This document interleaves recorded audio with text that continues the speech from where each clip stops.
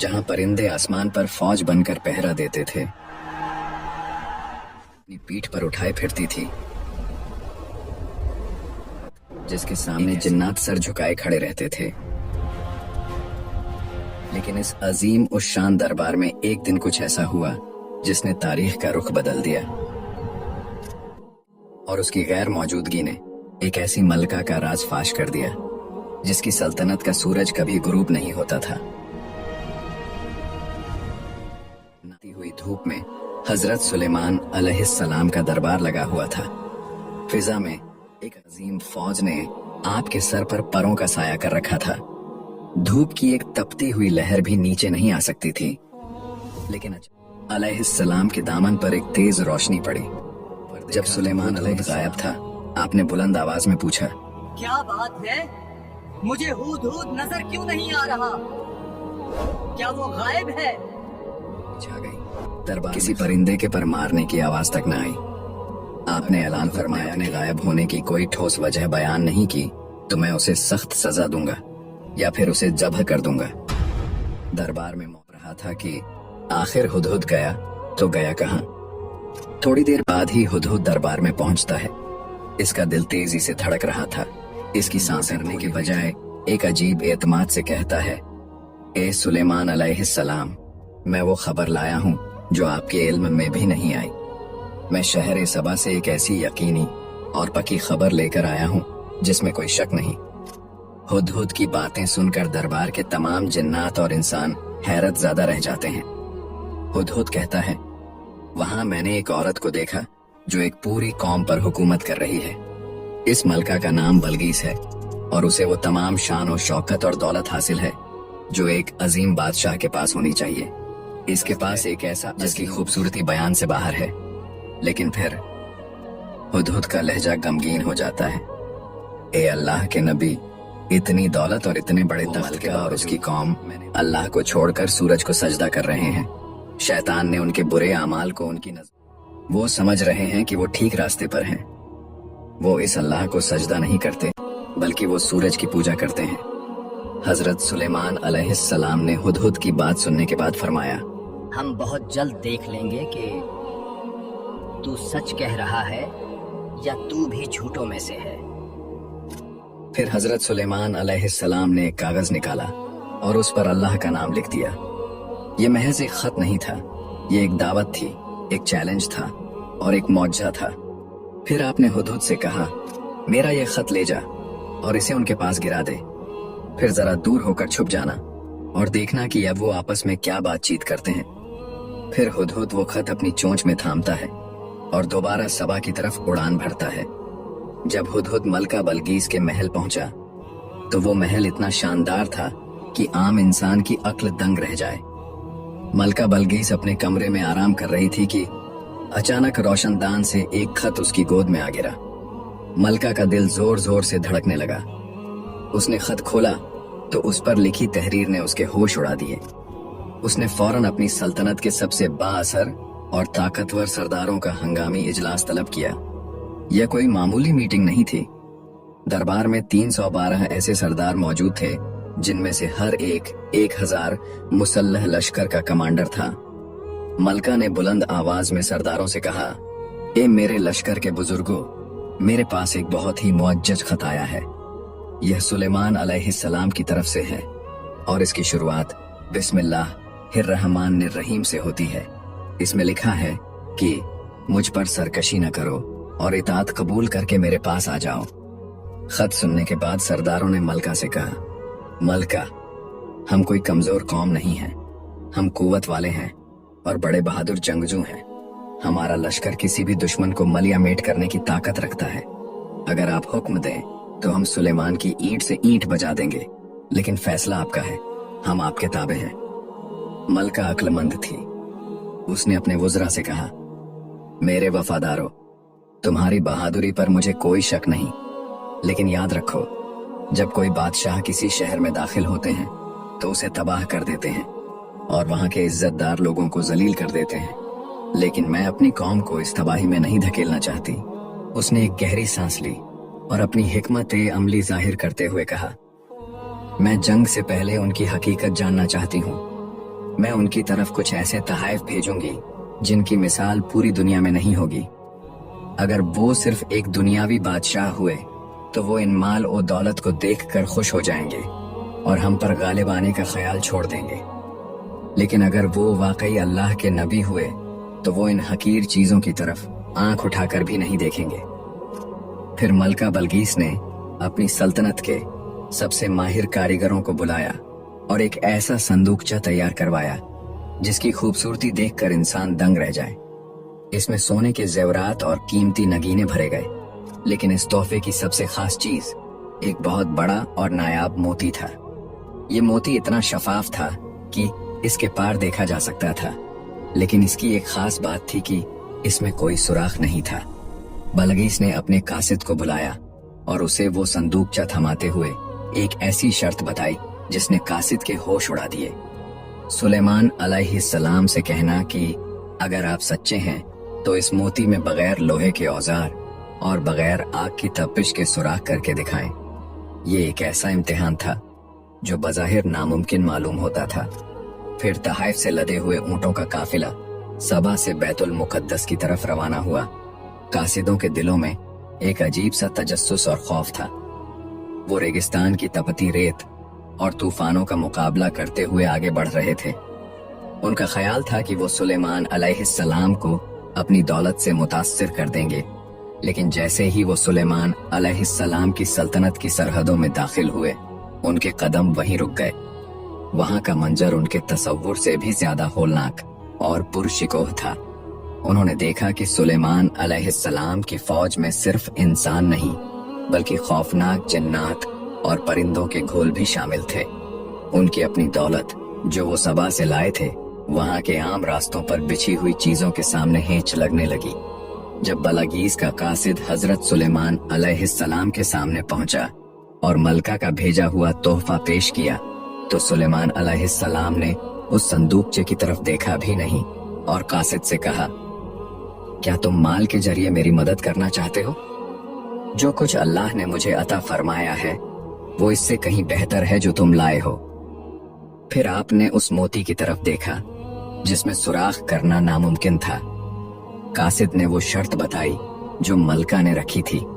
दोस्तों, क्या हजरत सुलेमान अलैहिस्सलाम इस नामुमकिन चैलेंज को पूरा कर सकेंगे? दरबार में मौजूद हर शख्स की नजरें इस मोती पर जमी हुई थीं। हजरत सुलेमान अलैहिस्सलाम ने एक छोटे से कीड़े को हुक्म दिया कि वो मोती में सुराख कर दे। फिर वो कीड़ा मोती के अंदर दाखिल होता है और अपना रास्ता बनाता हुआ पलक झपकते ही दूसरी तरफ से निकल आता है, बिल्कुल वैसे ही जैसे बलगीस ने चाहा था। कासिदों के चेहरे जर्द पड़ गए। उनके पास इस मौजे का कोई जवाब नहीं था।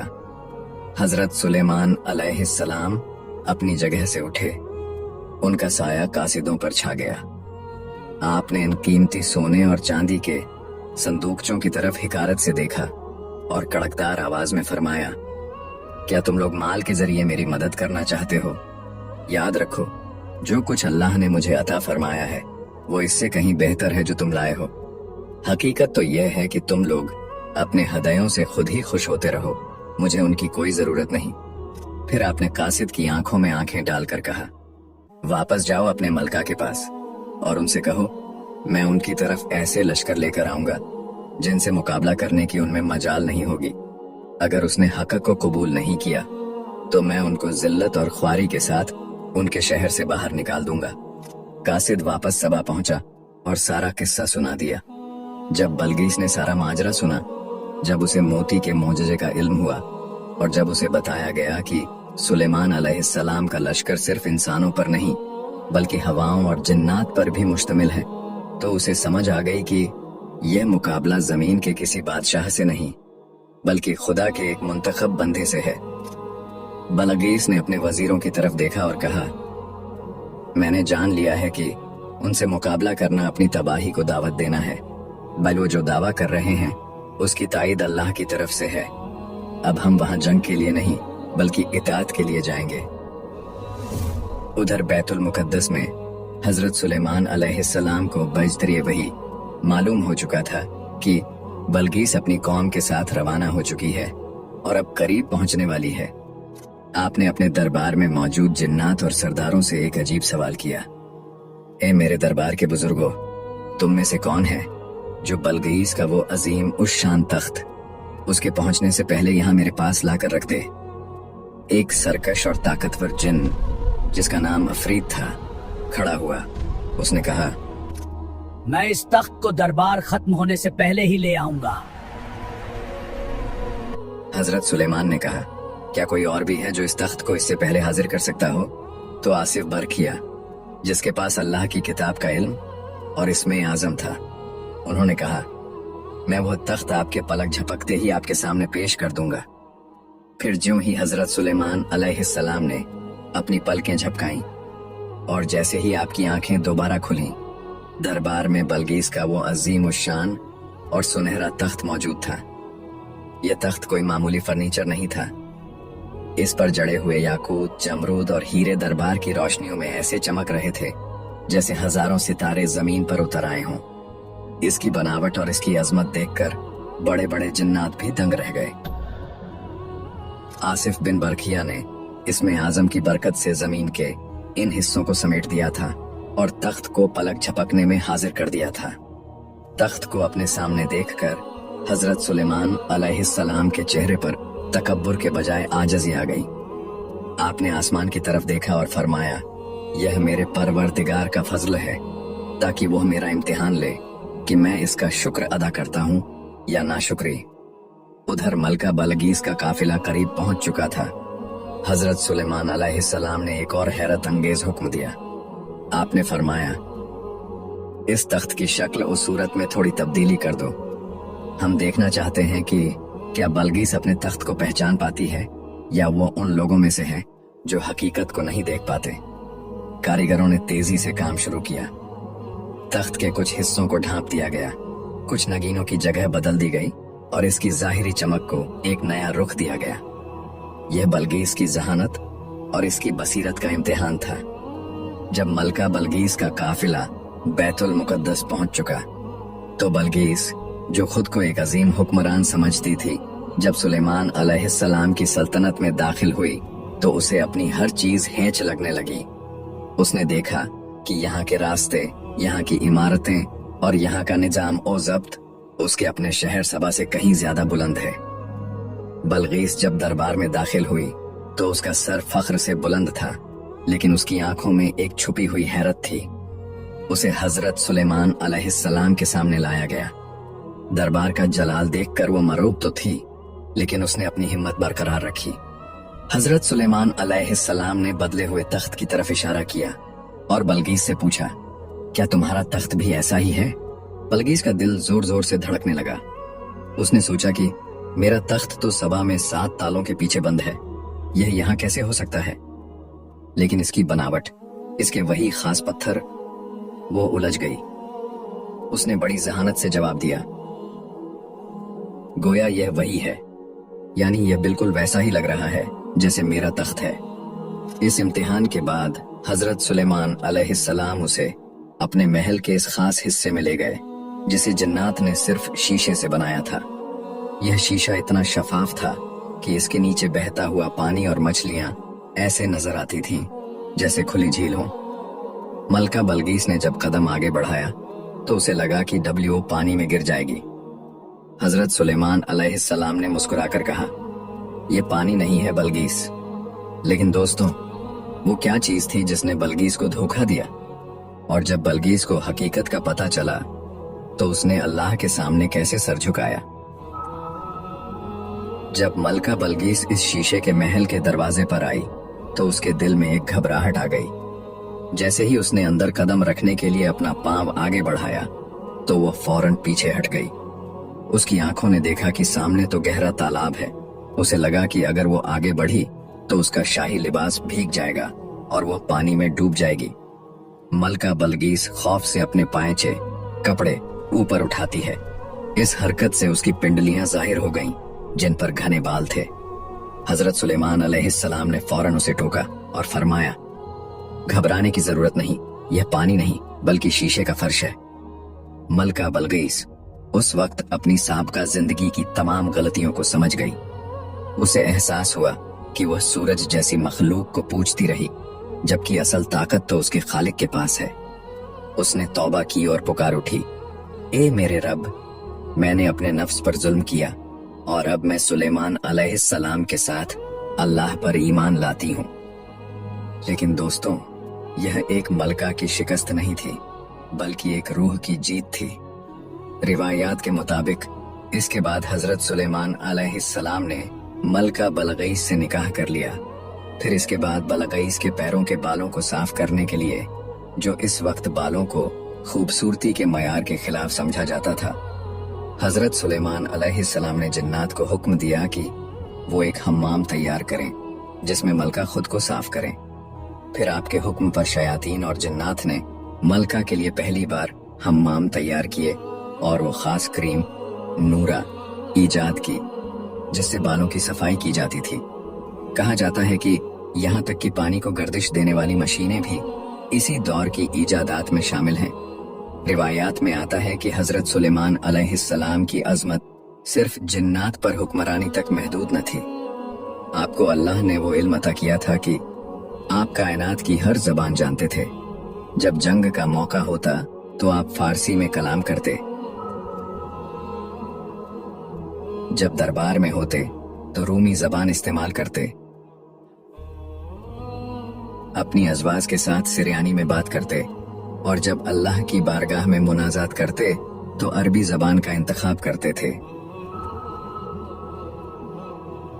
यह कायनात का वो अजीम और आदिल बादशाह था जिसने पूरी दुनिया पर हुकूमत की और अल्लाह ने हर चीज को इसका फरमानबरदार बना दिया था। लेकिन दोस्तों, सुलेमान अलैहिस्सलाम की वफात के फौरन बाद एक ऐसी साजिश शुरू हुई जिसने तारीख का रुख मोड़ दिया। शैतानों ने हजरत सुलेमान अलैहिस्सलाम के तख्त के नीचे जादू की किताबें दफन कर दी ताकि लोगों को यकीन दिला सकें कि सुलेमान अलैहिस्सलाम मोजज़ात से नहीं बल्कि जादू से हुकूमत करते थे। क्या लोग शैतान के इस धोखे में आ गए और सुलेमान अलैहिस्सलाम ने अपने बाद किसे अपना वारिस चुना था? दोस्तों, शयातीन ने इंसानों के रूप में लोगों के दरमियान यह अफवाह फैला दी। तुम लोग समझते हो कि सुलेमान अलैहिस्सलाम अल्लाह के नबी थे? नहीं, उनकी ताकत का राज तो इन किताबों में छुपा है जो उनके तख्त के नीचे दफन है। जब लोगों ने जमीन खोदी और वो किताबें निकली तो कमजोर ईमान वाले लोग बहक गए। वो कहने लगे, सुलेमान अलैहिस्सलाम तो जादूगर थे, लेकिन अल्लाह ने अपने नबी की पाकीज़गी की गवाही दी। कुरान पाक में वाज़ेह तौर पर फरमाया गया कि सुलेमान अलैहिस्सलाम ने कुफ्र नहीं किया था, बल्कि वो शयातीन काफिर थे जो लोगों को जादू सिखाते थे। यह एक ऐसा दाग था जिसे मिटाने के लिए सदियों तक हक की आवाज बुलंद होती रही। वक्त गुजरता गया और बनी इजराइल के बुजुर्गों ने हजरत सुलेमान अलैहिस्सलाम की जिंदगी में ही उनसे एक मुतालबा किया था, ए अल्लाह के नबी, अपने बाद अपने बेटे को हमारा खलीफा मुकर्रर कर दीजिए। हजरत सुलेमान अलैहिस्सलाम जानते थे कि खिलाफत कोई ताज नहीं बल्कि एक बहुत बड़ी जिम्मेदारी है जिसके लिए इल्म और हिकमत जरूरी है। आपने फरमाया, मेरा बेटा अभी इस काबिल नहीं है। लेकिन जब लोगों ने बहुत ज्यादा इसरार किया तो आपने एक इम्तिहान लेने का फैसला किया। आपने अपने बेटे को दरबार में बुलाया जहां बनी इजराइल के तमाम बड़े उल्मा और सरदार मौजूद थे। बेटा सामने खड़ा था। हजरत सुलेमान अलैहिस्सलाम ने बड़ी संजीदा आवाज में पहला सवाल किया, ए मेरे बेटे, बताओ कि रोटी और पानी का जायका क्या है? दरबार में मौजूद लोग एक दूसरे की तरफ देखने लगे। ये कैसा सादा सवाल था, लेकिन बेटा खामोश रहा। इसे जवाब नहीं मालूम था। हजरत सुलेमान अलैहिस्सलाम ने दूसरा सवाल किया, आवाज की ताकत और कमजोरी का सबब क्या है? बेटा फिर खामोश रहा। फिर सुलेमान ने सवाल पूछा, इंसान के जिस्म में अक्ल का मकाम कहाँ है? बेटा फिर खामोशी बैठा। फिर सवाल किया, दिल की सख्ती और नरमी किस चीज से पैदा होती है? बेटा सर झुकाए खड़ा रहा। इसके पास कोई जवाब नहीं था। लोगों को अंदाजा हो गया कि नबूवत और हिकमत विरासत में नहीं मिलती, बल्कि यह अल्लाह का खास अतिया है। हजरत सुलेमान अलैहिस्सलाम ने साबित कर दिया कि उनका बेटा अभी इस अजीम मनसब के लिए तैयार नहीं है। फिर हजरत सुलेमान अलैहिस्सलाम ने खुद इन सवालात के जवाब दिए। जो रहती दुनिया तक के लिए सबक बन गए। आपने फरमाया, पानी का जायका जिंदगी है, क्योंकि पानी के बिना कुछ जिंदा नहीं रहता। रोटी की लज्जत ताकत है जो बदन को मिलती है। आपने मजीद समझाया, अक्ल का मकाम दिमाग है, इसीलिए जब किसी की अक्ल कम हो तो लोग कहते हैं इसका दिमाग छोटा है। दिल की सख्ती और नरमी अल्लाह की याद से जुड़ी है, और जिस्म की राहत या थकन पैरों से होती है। अगर पैर थक जाएं तो पूरा जिस्म दुखने लगता है। दरबार के उलमा दंग रह गए। हजरत सुलेमान अलैहिस्सलाम ने बताया कि जिस्म की तरक्की और तन्नजुली हाथों पर मुनहसिर है। अगर इंसान अपने हाथों से मेहनत करता है तो दुनिया और आखिरत की दौलत पाता है, और अगर वो हाथ रोक लेता है तो वो महरूम रह जाता है।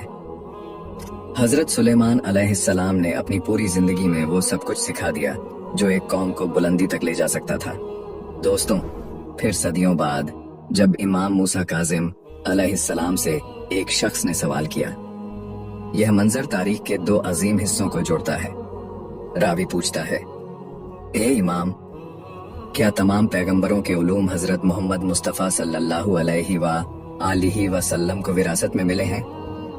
इमाम ने बड़ी मतानत से जवाब दिया, हाँ, अल्लाह ने जिस पैगंबर को भी मबूस फरमाया, हमारे रसूल सल्लल्लाहु अलैहि वसल्लम उन सबसे ज्यादा जानने वाले हैं।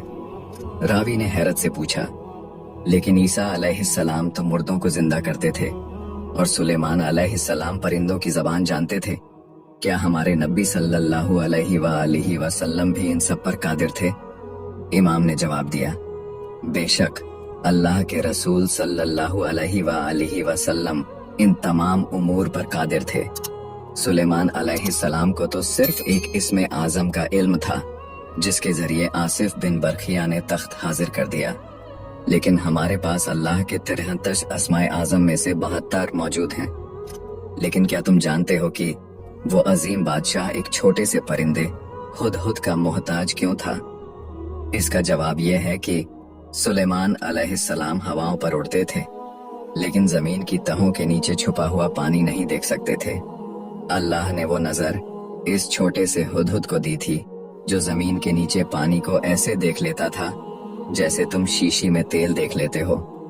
यह अल्लाह की कुदरत है कि वो किसी को पहाड़ जैसी ताकत देता है तो किसी छोटे से जानदार को वो बसीरत दे देता है जो बड़े बड़ों के पास नहीं होती।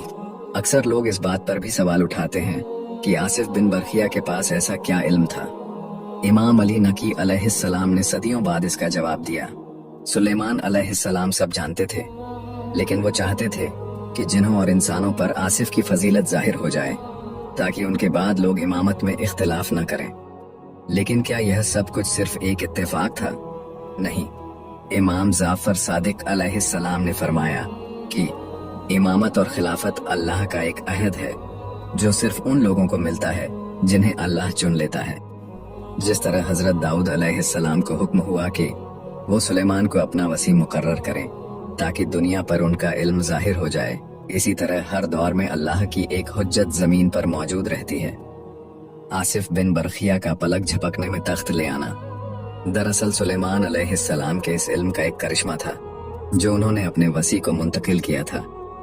यह वो नूर है जो कभी नहीं बुझता। अब जरा इस बात पर गौर करें।